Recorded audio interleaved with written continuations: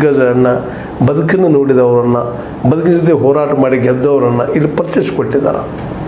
ನಿಜವಾಗಿಯೂ ನಮ್ಮ ಗೋಕಾಕ್ ಶ್ರೀಯವರು ತಮ್ಮ ಈ ಒಂದು ವಿಚಾರಧಾರೆಯಿಂದಾಗಿ ಭಾಳಷ್ಟು ಜನರಿಗೆ ಪರಿಚಿತರಷ್ಟೇ ಅಲ್ಲ, ಇಲ್ಲಿ ಬದುಕಿಗೆ ಸಾಕಷ್ಟು ಬದಲಾವಣೆ ತರಲು ಪ್ರಯತ್ನ ಮಾಡಿದ್ದಾರೆ.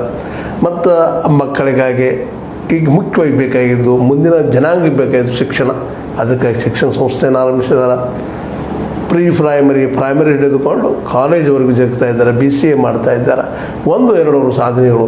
ಅದರ ಜೊತೆಗೆ ವರ್ಷಕ್ಕೊಮ್ಮೆ ಈ ಒಂದು ಶರಣಮೇಳ ಮಾಡಿ ಅದರಲ್ಲಿ ವಿಶೇಷವಾಗಿ ಹಿರಿಯರನ್ನು, ಗುರುಗಳನ್ನು ಕರೆಸಿದ್ದಾರೆ. ಈ ಸಲದ ಈ ಸಮಾರಂಭದಲ್ಲಿ 1ನೇ ತಾರೀಕಿನಿಂದ 4ನೇ ತಾರೀಕುವರೆಗೆ ನಡೀತಿರುವಂಥ ಈ ಸಮಾರಂಭದಲ್ಲಿ 4 ಕಾರ್ಯಕ್ರಮಗಳು ಇಟ್ಕೊಂಡಿದ್ದಾರೆ.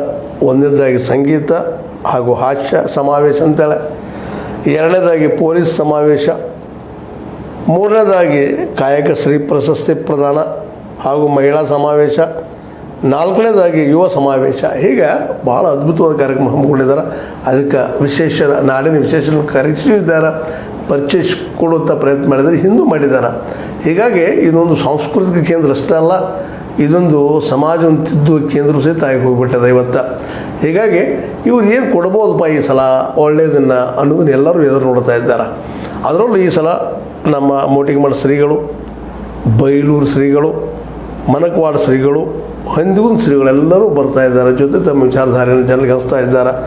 ಇವೆಲ್ಲ ಈ ಒಂದು ಕಾರಣ ಲಿಂಗೈಕ್ಯ ಗುರುಗಳಾದಂತಹ ಬಸವ ಸ್ವಾಮೀಜಿಯವರ ಒಂದು ನೆನಪನ್ನು ಮಾಡಿಕೊಡೋದು ದೃಷ್ಟಿ ಇಟ್ಕೊಂಡು, ಅದೇ ಕಾಲಕ್ಕೆ ಬಸವಣ್ಣವ್ರ ವಿಚಾರಗಳನ್ನು, ಅಲ್ಲಂ ಪ್ರಭುಗಳ ವಿಚಾರಗಳನ್ನು, ಚನ್ನಬಸವಣ್ಣವ್ರ ವಿಚಾರಗಳನ್ನು ನಾಡಿನ ಜನರಿಗೆ ತಿಳಿಸುವಂಥ ಪ್ರಯತ್ನವನ್ನು ನಿರಂತರವಾಗಿ ಮಾಡ್ತಾ ಇದ್ದಾರೆ.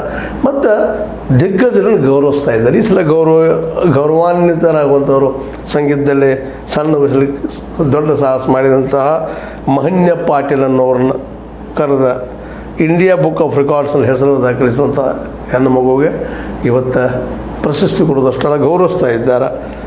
ಅದೇ ಕಾಲಕ್ಕೆ ಈ ಕೂಸು ಅಥವಾ ಈ ಮಗು ಸಾಕಷ್ಟು ಸಾಧನೆಯನ್ನು ಸಣ್ಣ ವಯಸ್ಸಿನಲ್ಲಿ ಮಾಡಿದ್ರಿಂದಾಗಿ